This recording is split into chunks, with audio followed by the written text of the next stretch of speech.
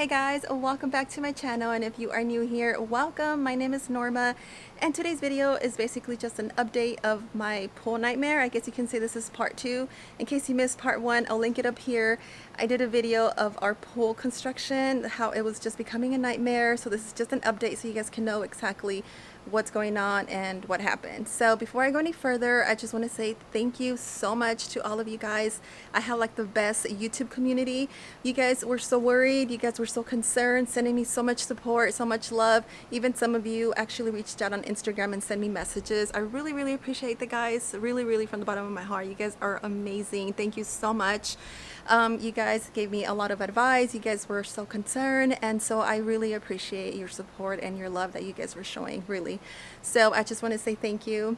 And so before we go any further, just wanted to say that. So alright guys, so it's Thursday morning and they're back again with the excavator.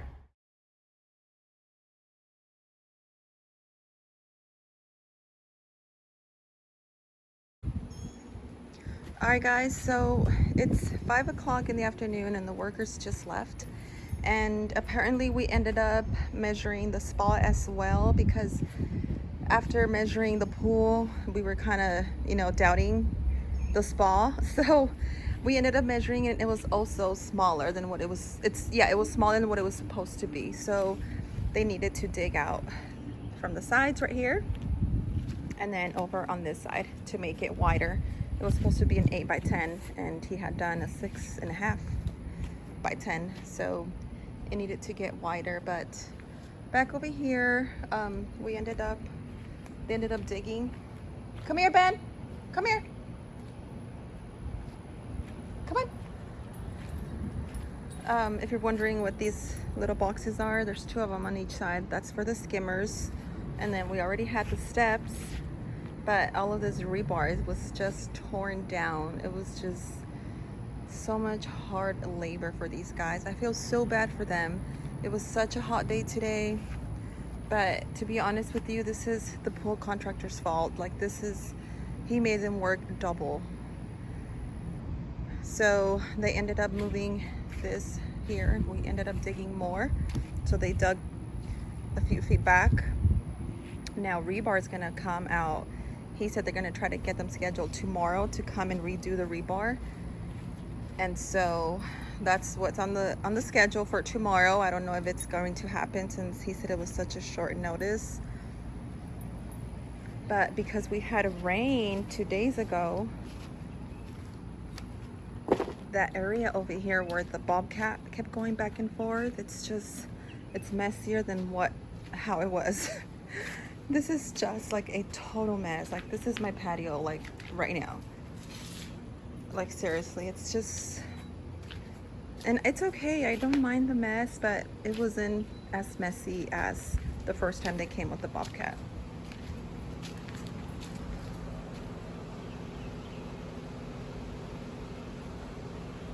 Yeah, so just wanted to give you guys an update of what they did today. It was a lot of hard work for them. They had to remove the fire pit from here so they can access with the bobcat and cut down this way, down like this, so they can dig all that back wall. And so all of that dirt that's here, it's gonna be put back here to cover all this here.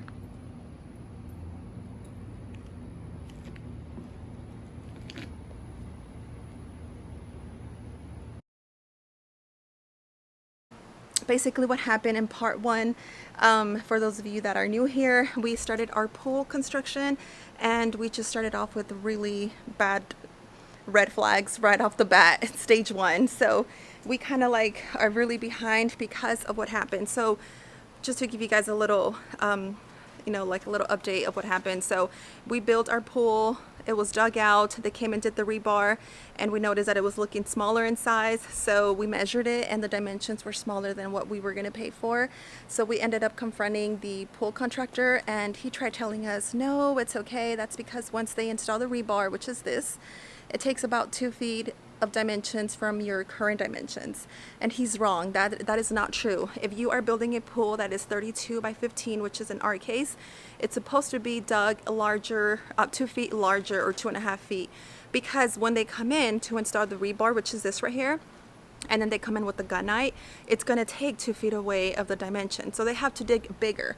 In this case, it did not happen. They dug out smaller. So he tried charging us for a larger pool when in reality it was going to be smaller. And it was smaller. It was already dug out and it was already full rebar, and it was just ready for gunite. So basically we confronted him and we went back and forth, and he tried playing us, saying, oh no, after rebar it took dimensions off, but he's wrong. So I told him that, you know, he can fix it, or we were just going to drop everything and I was just going to move on with another company and have them pick up and basically fix and all his, you know, imperfections and all his mistakes that he did. So we came to an agreement that we had to stop and delay the progress. So he had to call the excavators again, and they came out and they removed all of the rebar that was against this wall here. They took it down, pushed it over this way, and then they brought the bobcat again, and so they had to redig to the proper dimensions. So they did that. All of this was dug out once again the second time, and with that second time it left us with this big old hole back here, if you can see. I don't know how they're going to fill that in because they took all the dirt. So I guess that's on them. They know what they're doing, right? So they're the experts.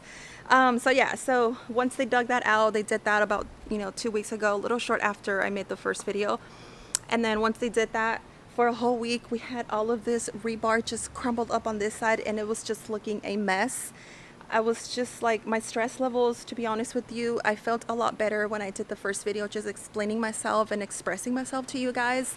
And it made me feel better, but just looking at my backyard with all of that rebar just crumbled up against, it was just like not the nicest thing I wanted to look at. So I just thought, you know what, they're gonna come back, they're gonna fix it, but these workers just move so slow, and I get it. I know they're really busy right now, and so I wasn't really in a hurry. I'm not in a hurry, and so I know that we're gonna come back, but just looking at that mess, it's not the nicest thing to look at. So they did come back, and then they fixed all of the rebar. They removed all the old one. They came and reinstalled a new one. And then last week, the plumbers came and did all the plumbing. As you can see, all the plumbing is done. And so at least we got that out of the way. So we were scheduled, today is Saturday, we were scheduled to have gunite done on Friday, but they canceled. I guess the crew had a very, very tough week. So they had to cancel, and we are scheduled for Monday, but chances of rain are very high the whole next week, so I doubt they're gonna come on Monday and do gunite. And this is gunite here. I'll show you guys a picture of what gunite looks like for those of you that don't know what it is.